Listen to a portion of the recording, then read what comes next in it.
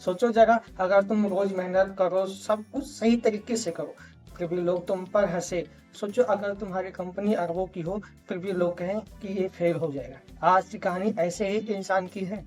एक ऐसा लड़का जो हरियाणा के छोटे से शहर से आईआईटी पहुंचा और फिर दुनिया की सबसे बड़ी फूड कंपनी में से एक बना बैठा है। इस कहानी का नाम है जोमेटो। अब इस कहानी का हीरो है दीपेंद्र गोयल। बचपन साधारण होता है। दीपक गोयल का बचपन किसी बड़े बंगले में नहीं बीता। पिता सरकारी स्कूल में टीचर थे। घर के हालात ठीक ठाक थे, पर सपने बहुत बड़े नहीं थे। घर में एक ही बात बोली जाती थी, पर लो नौकरी लग जाएगी, वही बहुत बड़ी बात है। दीपेंद्र चुप रहने वाले लड़के थे, ना ज्यादा दोस्त ना ज्यादा बातें, पर एक बात थी उसमें, जिद।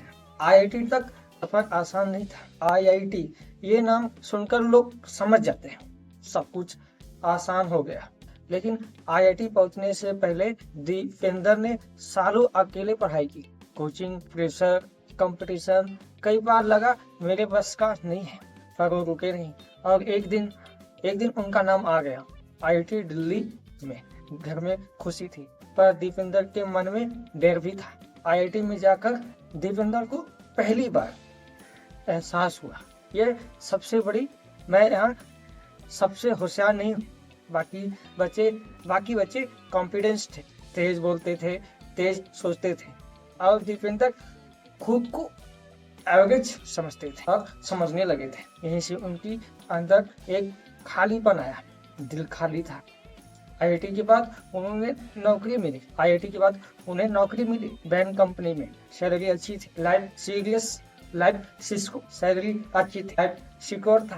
पर हर दिन एक ही सवाल था, क्या यही जिंदगी था? क्या यही जिंदगी है? क्या यही करने के लिए मैं पैदा हुआ हूँ?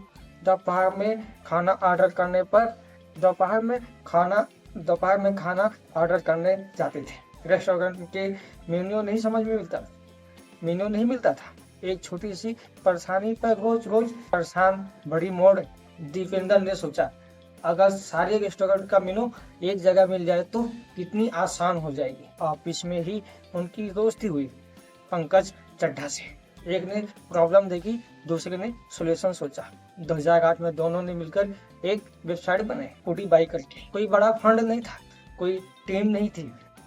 दीपेंद्र खुद रेस्टोरेंट जाते थे, मेनू मांगते थे, स्कैन करते थे, लोग हंसते थे। आईआईटी करके एक काम, नौकरी छोड़ा और समाज का दबाव। घर वाले ने पूछा, नौकरी क्यों छोड़ती हो? नौकरी क्यों छोड़ना है?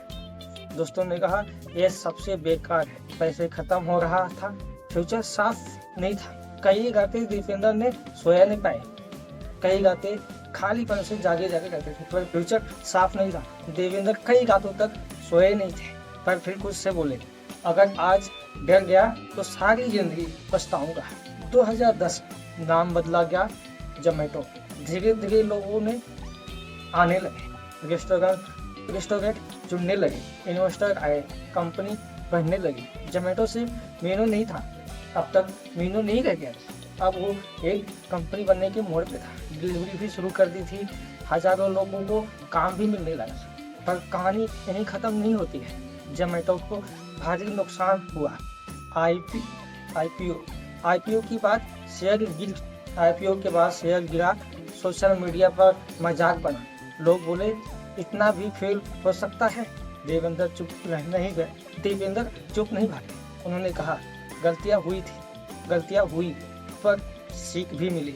वह डिलीवरी बॉय को एम्प्लॉय नहीं, पार्टनर कहते हैं। मेंटल हेल्थ की बात करते हैं, फ्यूचर को एक्सपेक्ट करते हैं। उनका मानना है, अगर आज तुम छोटे हो, अगर तुम्हारे पास पैसे नहीं है, सपोर्ट नहीं है, कॉन्फिडेंस नहीं है, तो याद रखना, जोमेटो भी एक स्कैन मेनू से शुरू हुआ था। बड़ा बनने के लिए बड़ा पैदा होना जरूरी नहीं होता है, हिम्मत से शुरू करनी पड़ती है, हिम्मत से शुरू करना जरूरी होता है।